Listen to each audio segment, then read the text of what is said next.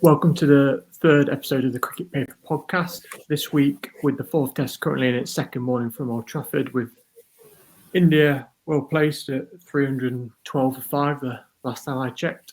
We will take a look back at the standout performers from the previous three matches, which saw England head to Manchester with a 2-1 lead in the series.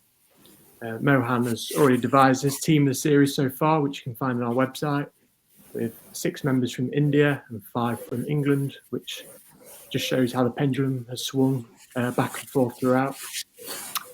May only be just over halfway through the series, but already so much has happened in what has been a brilliant series of Test cricket, and Old Trafford again seems evenly poised so far. So Mohan, let's get straight into the team with the openers. You've gone for KL Rahul and Ben Duckett. Obviously, KL Rahul is now, you'd say, the senior head in the India batting lineup, in the absence of Rohit Sharma and Virat Kohli, and he certainly stepped up opening the batting.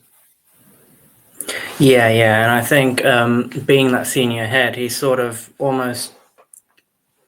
resorting to that sort of throwback way of opening the batting in tests, very kind of slow, assured, just playing the balls that he feels comfortable playing.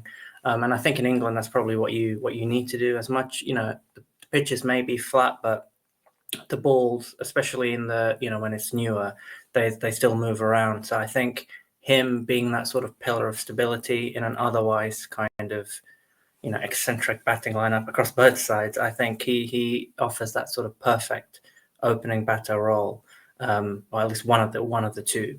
And yeah, like you say, given he's senior now, I think he's taken that responsibility on really well. And I think one of his challenges in the past has been sort of remaining consistent as a series goes on. He often starts with a good 100 and then sort of tapers off. I think this series so far, he's showing that he's sort of backing up performances. And so, yeah, he's a shoo-in for the number one opening batter role. And then Ben Duckett, like you mentioned, I think he's the perfect foil for someone like Rahul.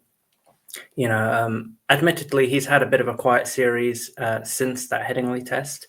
But, I mean, his competition haven't really fared that well, compared with him. Jaiswal and Crawley have also struggled. On the whole, I know Jaiswal had got a 50 in this ongoing test, but I think what Duckett did at Headingley in that fourth innings, it's very rare you see sort of such a good fourth innings, contribution from a batter, especially in those pressure situations. And I think, like I mentioned in the article, as much as we've seen so many big hundreds and double hundreds in the series, I think that 149 might still be the innings of the series so far, just for the fact that it led England to that win on that final day. But yeah, he will want runs sort of in this match and the following one. But I think as things stand, he's probably the next best option for this combined 11, in my opinion. And I think he'll provide that sort of perfect kind of contradiction to KL Rahul, which I think would give bowlers a real headache. Yeah, and I think you'd say with Jaiswal, he has had a few good scores, but he's looked a little uncomfortable at times against sort of Chris Woakes with the new ball. And then obviously with Zach Crawley as well. I mean, he played an important role at Headingley as well in that opening partnership. But again, we're seeing sort of the same struggles with him again. Yeah, and also just a random point as well, just looking at the team as a whole, even the fielding. I know Jaiswal's had a bit of a tough time with the catches, for example, going down. Ben Duckett probably, I think he dropped maybe one catch at Headingley or Edgbaston, but generally he's gone under the radar. So just even taking that into consideration as well, I think Duckett probably gets the nod ahead of Jaiswal. We move on to number 3. We have the India captain, Shubman Gill. Obviously has been batting at number 4, but a lot of eyes on him, under a lot of pressure, sort of leading the team, being Virat's successor. But albeit a couple of quiet innings recently, but in those first 2 tests, he really looked unstoppable, didn't he? Yeah, and I think he's in this team just sheer volume of runs. Like you say, he has struggled from Lords onwards a little bit, but I mean, the work he's done in the first 2 tests, And I guess, the Lords was maybe a slightly more bowler-friendly wicket, but given that the majority of the series has been played on flatter wickets, I guess you've got to, you've just got to sort of accept that that's the case, and Shubman scoring all those runs are just as valid. And yeah, just for the sheer volume of runs he scored, and really kind of, especially at Edgbaston, just like getting his head down, almost taking it upon himself to just bat England out the game. I think that ruthlessness, I don't think any other batter has had that so far this series. I think in this 11, he's batting maybe one position higher than what he has been for India. But, I guess given the pitches are generally on the batting friendly side, I think batting at number 3 in this fantasy situation, I think won't be too much of an issue for him. And it's been a bit of a problem position for both teams, really. Obviously, we know Ollie Pope, he got a century in the first test. We know there's all been talk about him and his consistency, and obviously with India as well. Started with Sudarsan, then Karen Nair came in. He didn't get the run. Sudarsan did get a half century yesterday, but again, that's a bit of a problem position for both teams, really. Yeah, and I wrestled with that, because when I was putting this together, I initially thought, should I go sort of compare number 1 and number 1, number 2, number 2, number 3, number 3?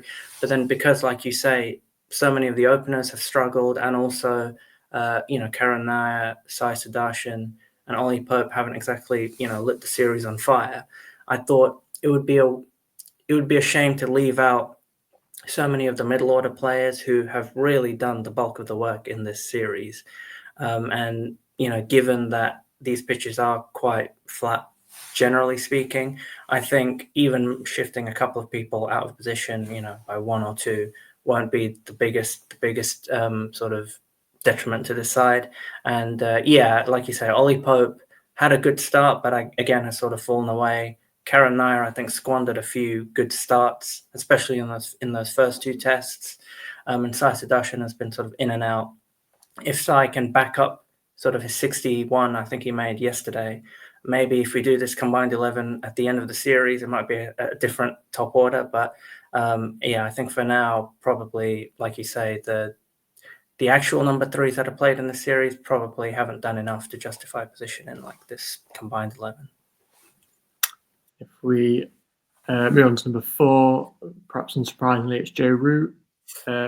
Maybe not had, by his standards, an unbelievable series, but still, when you look back at Headingley, sort of steadied that run chase with a half century when there was a slight wobble.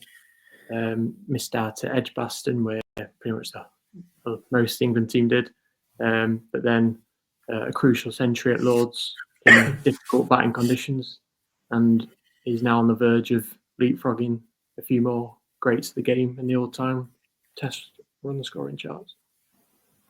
Yeah, and I think by his own high standards, he hasn't really cashed in as much as he would like, especially given the pitches have been quite batting friendly. But I think we saw, again, when England needed him to step up, both at Headingley, where, okay, Ben Duckett did do the majority of the work, and England were probably going to win anyway.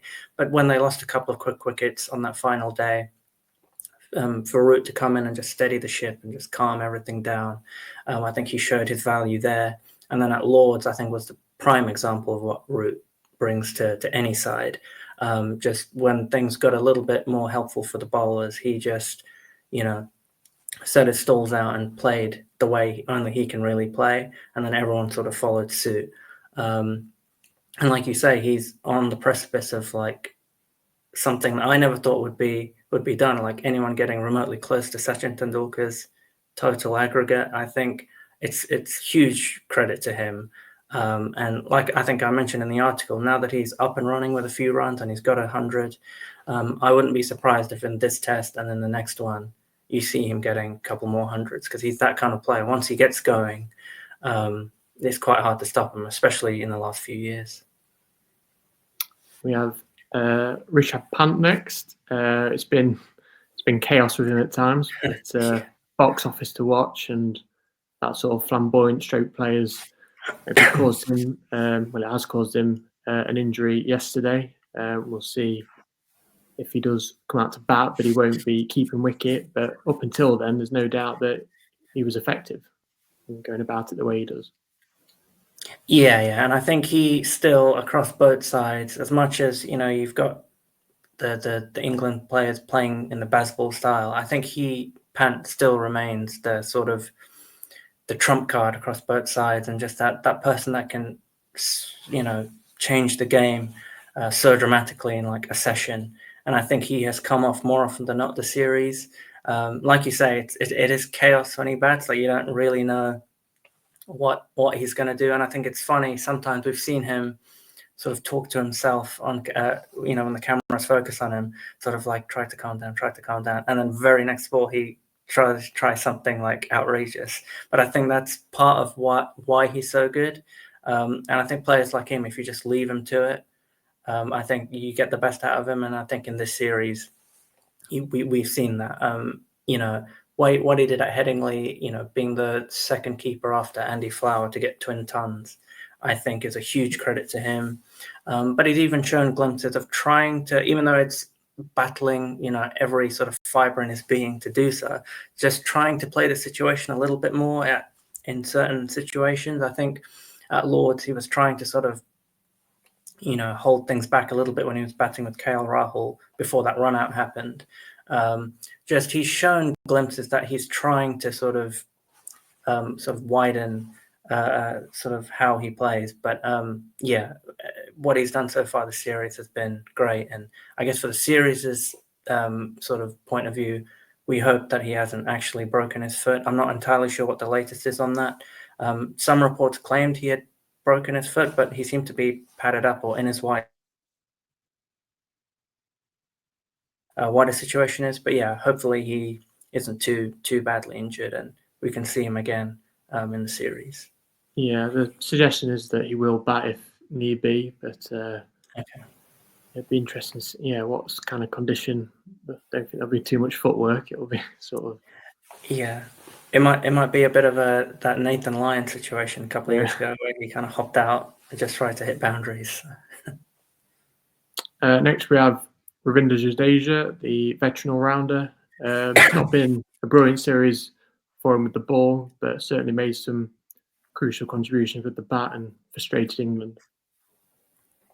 Yeah, and I think his batting generally across his career has sort of gone under the radar a little bit. I think he's so well known for the spin that he bowls, especially in India. But I think his batting record, especially away from India, has been quite consistent and quite good. And I think this series again has shown that, if you don't pay enough attention to him, he will like score runs and get those 50s. And yeah, he's done everything that's been asked of him. And at Lords, he nearly pulled off sort of the unthinkable, really, in his own kind of slow way. But I think that's what Jadeja brings. And I think having someone of that caliber in that sort of sixth position is sort of that glue that holds together the top order, who can maybe be dashers, but he coming in at six can sort of stabilize things if needs be. But also he does have it in him to attack. We've seen it in white ball cricket. We've seen it in the IPL. If he needs to, he can also play that way. And he's also, I think, decent at batting with the tail. I think we saw that at Lords a little bit. But yeah, his batting, I think, has always gone under the radar. And yeah, like you said, his bowling hasn't lived up to the sort of the high standards he's set for himself. And partly that might be because in India, the conditions favor spin so much that sometimes maybe you don't even have to think about variation too much. You just kind of put it in the right area and the pitches do the rest. Maybe when he's come to England and in Australia over the winter, he maybe has found that he needs to sort of experiment a bit more, and maybe he's been a little bit slow of trying a few different things. But I think given the quality of spin on show around him, I think he still is probably the main spinner you would go to. At least for me, he's still the guy that I would probably turn to first if the pitch starts to spin. But yeah, he needs to up his game definitely with the ball. But for his batting alone, I think batting at number 6 is the perfect position for him in this team. number 7, we have the England wicketkeeper Jamie Smith. Bit of a position where England have trialled with over the years, sort of Bairstow, Butler, Folkes, Billings for a time being, but Smith just seems such a great fit for this current England side, and obviously there was that unbelievable innings, albeit in a losing cause at Edgbaston, but we'll be sort of seeing him now for the long term across all formats. Yeah, I think every chance he's gotten for England, he's done as well as he could and even exceeded expectations. I think we mentioned last week, sometimes with new players, you have to maybe just hold back complete judgment until they've sort of had at least one sort of cycle of touring a few different countries and playing in a few different conditions. But you can't fault Jamie Smith for what he's done so far. Every time he's had an opportunity presented in front of him, he's taken it with both hands. And for someone so young, like I didn't realize he was only 25, just turned 25.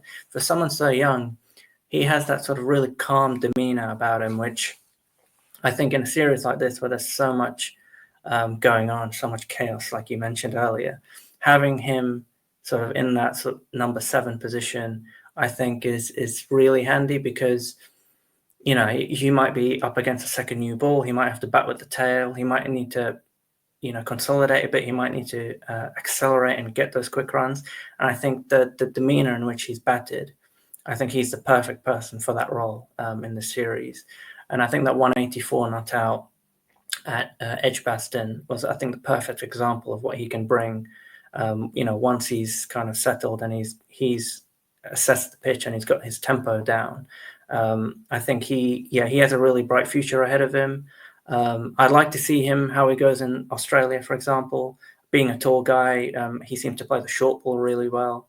There will be, you know, greater challenges ahead on bowler-friendly wickets in the future. But for now, I think, like I say, he's done everything he possibly can with the opportunities given to him. And I think he's also the keeper in the side as well. Obviously, we have Rishabh Pant in the side, but I think his keeping has probably gone slightly more unnoticed than maybe Rishabh Pant. I think I noticed a couple of times him sort of Pant fumbling here and there in the first couple of tests. I think Smith has generally been okay, other than yesterday where he did drop quite a simple catch, admittedly, down the leg side. But overall, I think he's been kind of quietly doing his work, which I think is the hallmark of a sound keeper. So yeah, Jamie Smith, number 7 and wicketkeeper. There was a very, I do recall it was at Lords with Shubman Gill when he was stood up to the stumps to Chris Wokes, and that was a very smart catch as well. Yeah. That's great point. Yeah, and that's the kind of thing that I think, like I say, every opportunity he's had to do something or effect change, he's done it, and that was a really good example, actually. Great point. Standing up to someone of Wokes' pace and taking that catch is, he's had a great series so far, and I'm sure we'll see more runs from him in this test and the next one. Number 8, the England skipper Ben Stokes. So if you see sort of Jadeja as the all-rounder for his batting, then Stokes certainly in for his bowling. And I think along with the return of Jofra Archer, it's probably the biggest positive, other than if we do end up winning the series, but the biggest positive to come out of the series for England, sort of leading the wicket-taking charts, but also just the amount of overs that he's getting under his belt.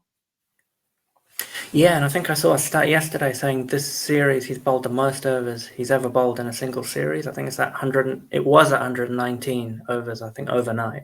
He's obviously been bowling more today, and I think that's a testament to his successful surgeries and his rehabilitation and getting his knee sorted and his hamstring sorted, but also just that insatiable appetite to just keep running in, keep trying to win games for England. I think in this series, his batting hasn't been super impressive. He's scored crucial runs at Lords for sure, and I think by reputation we all know he can score runs. But I think in this series and for this combined 11, frontline bowler, to be honest, I think along with Jasprit Bumrah, he's been the one guy that looks the most likely to create wicket-taking opportunities on quite placid surfaces. And I think what he did at Lords was prime example of that. But even at Edgbaston and Headingley, he was the guy that sort of looked like he would break the game open for England when it looked like India were going to run away with it. So yeah, for those qualities, he's going to play as a bowler, and obviously his captaincy. I put him as captain in this side, even though we know he can be a little bit stubborn, and sometimes you kind of wish you would maybe try something else occasionally. I think in a way, you've got to admire that sort of conviction in what he believes, and it paid off at Headingley.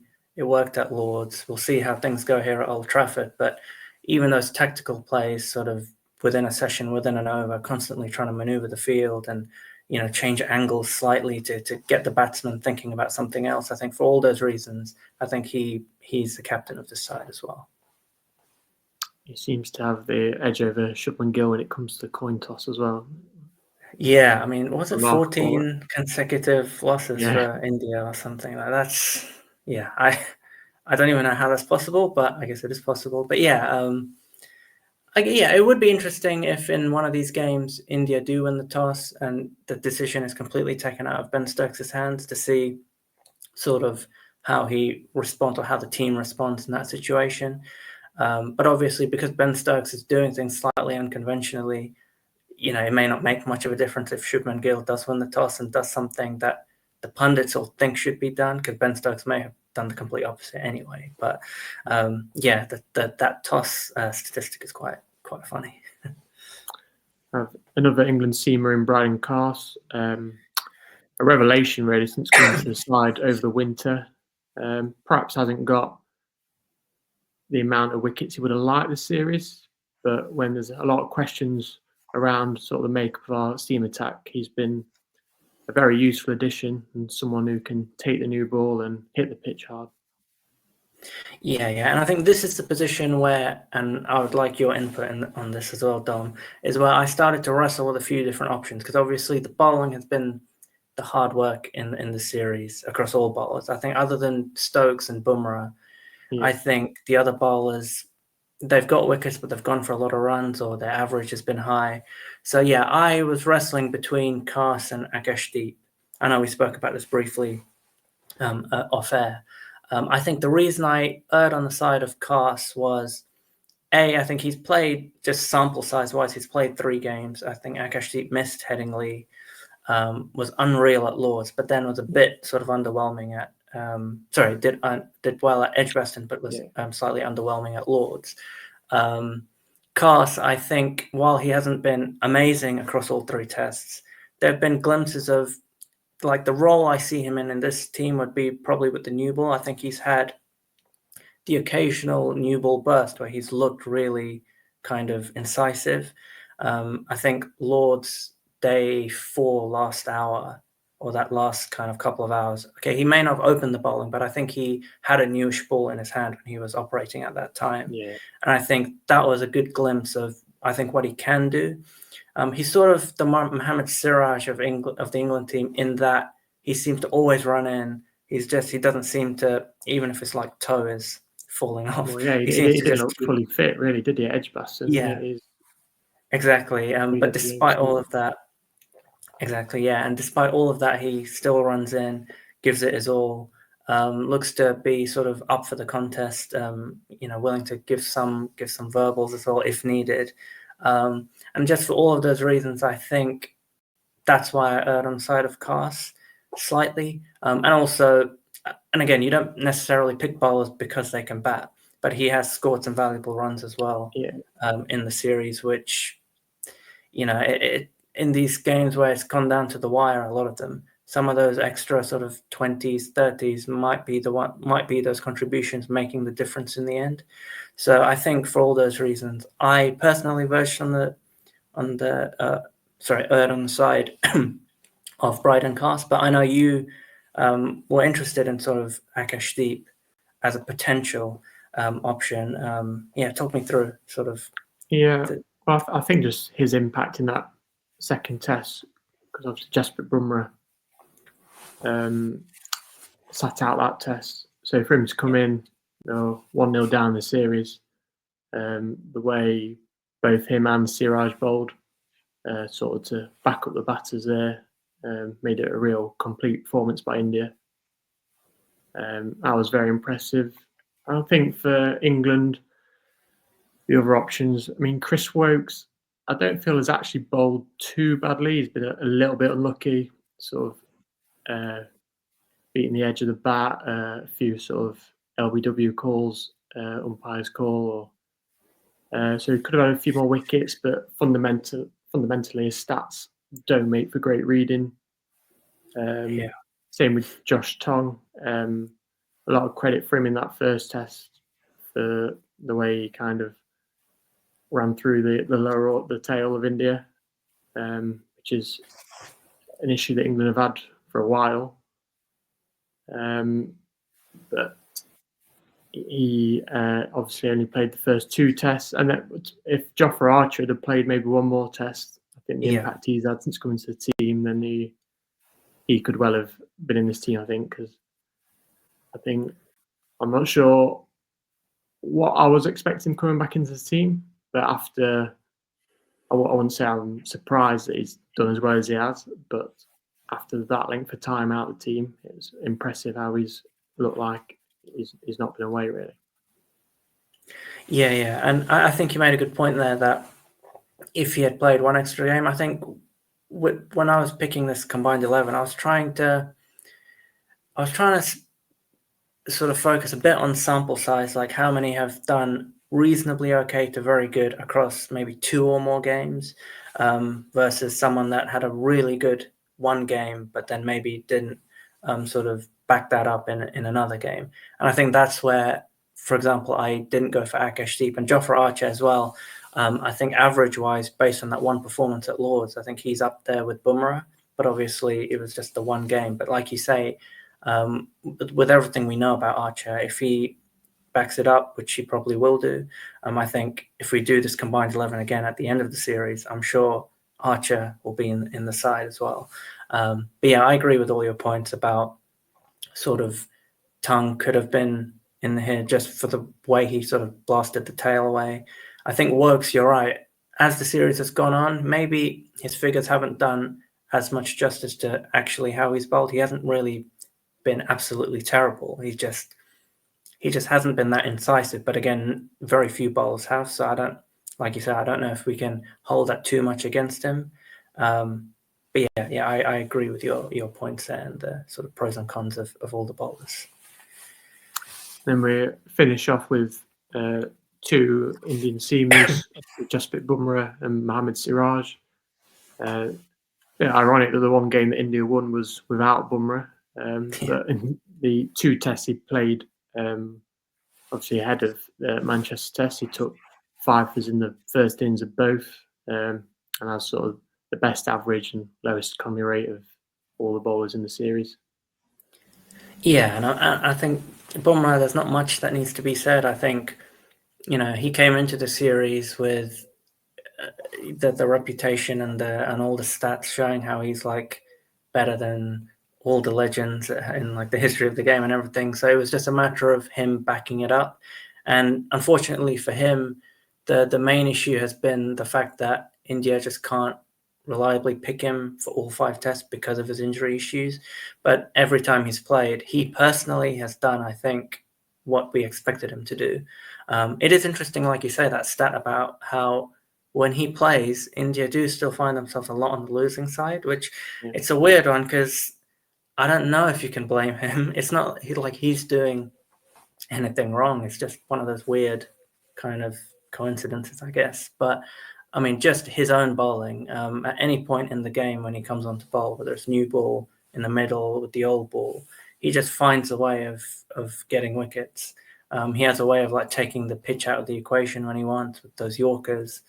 I think his 5 at Headingley was, I think, the perfect example of why he is like in his own league when it comes to fast bowling. Even on like the flattest surfaces, he finds a way of just getting top order batsmen out. It's not like he's getting sort of 1 or 2 top order wickets and then kind of cleaning up the tail. He's getting like the big wickets regularly. Like at Lords, he got Root, got Stokes. And yeah, just for all those reasons, I think Bumrah is a shoe in the side. And given the spate of injuries that's hit in India's camp, it will be interesting to see if India are tempted to maybe play Bumrah for that last test, if he pulls up okay after this one. But we'll have to wait and see on that one. And with Siraj, a very entertaining player to watch, and perhaps slightly underrated, sort of been alongside Bumrah, but he was very much in the contest at Lords. But what was very impressive was obviously, as we already touched upon with Akashdeep, how they led from the front at Edgbaston without Bumrah, and really sort of delivered the perfect game for India after the batters did the job at Edgbaston. Yeah, and I think that's a huge credit to Siraj. I think he run that kind of childlike enthusiasm that he has for playing. Seeing that at the test level is quite a cool thing, and I think he, as much as sort of he rubs crowds up the wrong way sometimes, even though I think it's all kind of in good spirit and it's kind of jovial. That's what kind of gives India that energy when things are a bit flat. So yeah, I think for me, just the fact that he's that guy the captain can turn to just run in, over after over, spell after spell. I think just for that reason alone, I would pick him. But I also see that position in the team could be a subjective thing. Like, for example, if you wanted a bowler who maybe was efficient at just cleaning up the tail, I could see, going for a Josh Tongue based on how he did at Headingley. Or if you wanted even if you wanted like another spinner, for example, given Stokes is a primary bowler in the side, I could see potentially, going for a different option. I think me personally, I just felt, he's leading wicket taker in the series. Just that ability to keep running in, showing that heart, much like Stokes does for England. I think all those qualities are really admirable. And you made a great point that, in the absence of Bumrah at Edgbaston, I think the way he stood up, along with Akashdeep, but he did it in the first innings to really set the tone. I think that was really, really great to see, because I think the one thing with Siraj is, or there have been doubts, at least in my mind, that when sort of Bumrah isn't there, does he have that kind of ability or that character to stand up and lead the attack? I think he's often good as like that foil, you kind of let him go like a wild card almost, while Bumrah does his thing. But I think he showed at Edgbaston that he can. And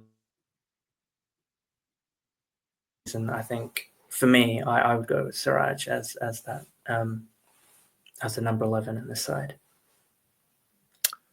And that completes the team. So 1 to 11, we have KL Rahul, Ben Duckett, Shubman Gill, Joe Root, Rishabh Pant, Ravinder Jadeja, Jamie Smith, Ben Stokes, Brydon Cast, Jasprit Bumrah, and Mohammad Siraj. It'd be interesting to see how the final two tests, how that could alter as the series plays out. Thank you, Mohan, again for your contribution. Appreciate it, Zam. Thank you. And remember to please subscribe to the Cricket Paper. Thank you.